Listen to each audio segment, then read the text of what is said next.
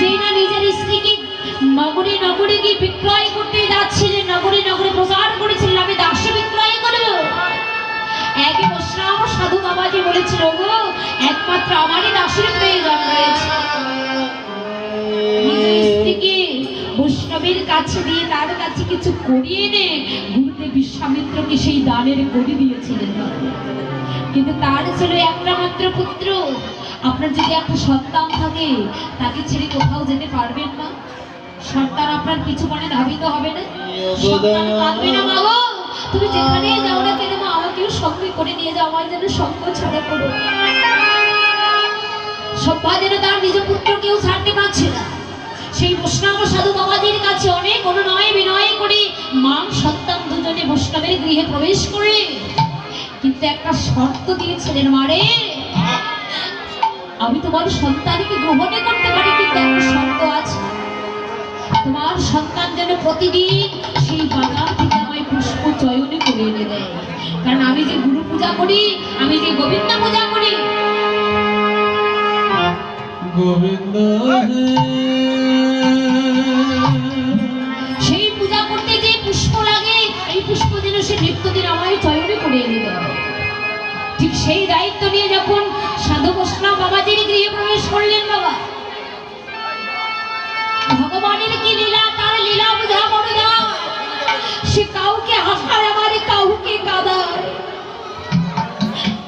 হরিশ্চন্দ্রের একটা মাত্র পুত্র ওই বাগানে যখন ফল তুলতে গেছে, একদিন সর্পদংশনে হরিশ্চন্দ্রের সেই পুত্রের যে মৃত্যু হয়ে গেল।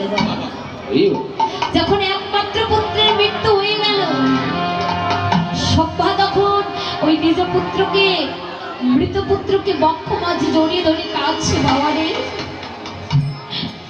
এই জগতে যাওয়ার বলতে আর কেউ নেই রে বাবা, তুই ছিলে আমার একমাত্র বাবা বলে ধন আদরের দুলালিয়া, আজ তুই আমাকে অমনে করে ফেলে রেখে চলে গেলি। মৃত পুত্রকে বক্ষ মাঝে জড়িয়ে ধরে এবার শ্মশানে গেলেন বাবা শেষ কৃত্য করতে। কিন্তু অহংকারের বিনিময়ে রাজা হরিশ্চন্দ্রের শেষ পরিণতি কি হয়েছিল? তার শেষ পরিণতি হয়েছিল অবশেষে সে ওই শ্মশানে মারা পড়ার কাজ করেছিলেন, অর্থাৎ যাকে চণ্ডাল বলা হয়, সেই চণ্ডালের কাজ করেছিলেন রাজা হরিশ্চন্দ্র। হরিশ্চন্দ্রের স্ত্রী তার মৃত পুত্রকে নিয়ে যখন শ্মশানে গেলে, শেষকৃত্য করতে গেলে, হরিশ্চন্দ্র বলছে, ওগো তুমি তোমার এই সন্তানকে এখানে নিয়ে এসেছো, শ্মশানে এনেছো শেষকৃত্য করতে, কিন্তু শ্মশানে তো ওই দেহ সৎকার করতে গেলে একটা কড়ি দিতে হয় না মা? যেই না সবার কাছে কড়ি চেয়েছিল প্রথম, কিন্তু তাদের কোনো পরিচয় ছিল না মা। যখন কড়ি চেয়েছে, সভ্যা তখন কাছে মৃত পুত্রকে বক্ষ মাঝে জড়িয়ে ধরে, খোকারে খোকারে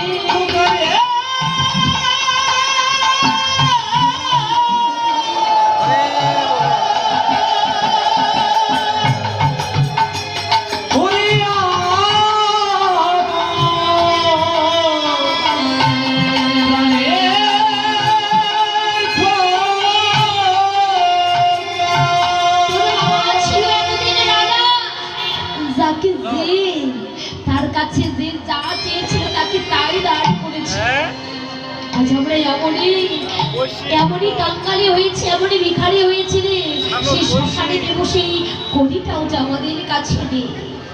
যখন বক্ষ মাঝে মৃত সন্তানকে জড়িয়ে ধরে কাঁদছিলেন, হরিশ্চন্দ্র চিনতে পেয়েছে, কে গো তুমি, কোথা থেকে এসেছো, কি তোমার পরিচয়? ভালো করে দেখতে পেলেও সে তো অন্য কেউ নয়, যে স্ত্রীকে, যে পুত্রকে বন্ধকে রেখে আমি দানের করি, দানের দক্ষিণা দিয়েছিলাম, একমাত্র সেই স্ত্রী, সেই পুত্র আমার কাছে এসেছে। হরিশ্চন্দ্র আর বিলম্ব না করে মৃত পুত্রকে বুকে জড়িয়ে, মৃত পুত্র আর স্ত্রীকে বক্ষ মাঝে জড়িয়ে ধরে বাবা, যিনি ভবনদী পার করেন তার নাম কি? যিনি ভবনদী পার করেন তার নাম হলো মাধব পাটনি। কারণ যিনি ভবনদী পার করেন, নদীর ধারে যে মাঝি ছিল, সেই মাঝির নাম হলো মাধব।